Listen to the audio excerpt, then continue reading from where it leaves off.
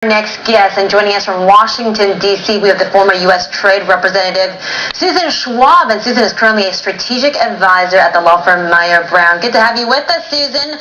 So when you talk about, the U.S. Trade figures that we got overnight, a $42 billion deficit, it doesn't look too bad, but then when you compare it to the $27 billion trade surplus coming from China, what thoughts go through your head?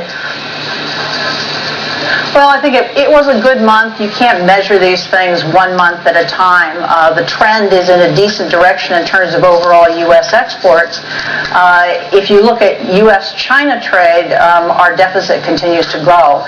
And that will be a source of tension. The renminbi is a source of tension, just as China's indigenous innovation policies are a source of tension. The perception that somehow China is trying to acquire a competitive advantage in ways that are somehow illegal or inappropriate. Yeah, well, we're close to these midterm elections this season, and politicians in the U.S. really need to look good and look like they're representing their constituents and protecting jobs. And their focus seems to be on the RMB. For instance, we have a congressional hearing next week on what to do about China's currency policy. What do you expect out of this meeting? What would be the right maneuver right now for the U.S.?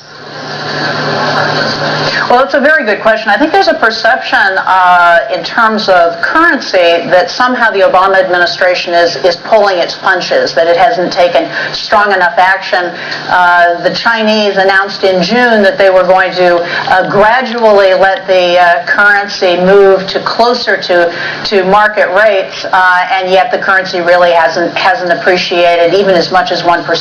And so there is a growing tension and a growing sense of frustration. And you see that manifested in terms of legislation on the Hill. And frequently legislation that is of the shoot yourself in the foot variety, so not necessarily smart legislation, but legislation nonetheless. Okay, and you said before the Treasury and Tim Geithner pushing off, labeling China as a currency manipulator, that there was a high possibility that the Treasury would be pushed into slapping this label onto China. What about now? I mean, how much further and how much longer can Tim Geithner and the Treasury hold off Congress who are calling for something to be done about China?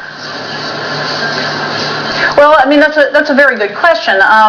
Secretary Geithner notes, and he's correct, that the currency issue is one that is China versus, quite frankly, most of the rest of the world. It isn't just the United States, and China's not going to respond on the renminbi because the U.S. wags its finger or the Congress says do it, and China is supposed to respond.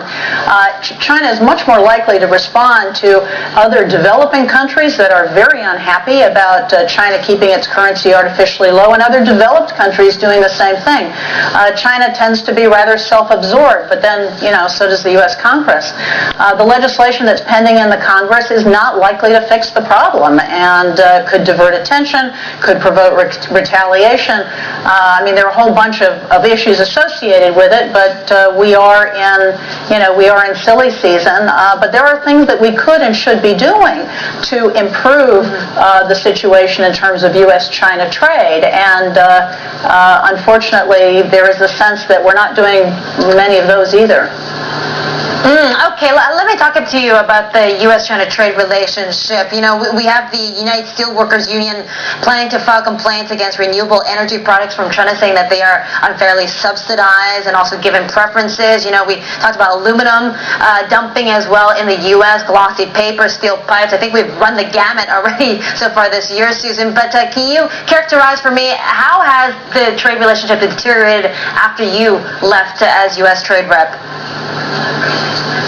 Well, it's sort of interesting that we're here, a year and a half into the administration, a little over a year and a half into the administration, and they have not yet actually filed a case at the WTO against China on Chinese import restrictions, on anything that China is doing in the way of restricting imports. They've filed one case having to do with export restrictions that the Chinese have. Mm-hmm. The steelworkers case, it may have some merit. My guess is some of the...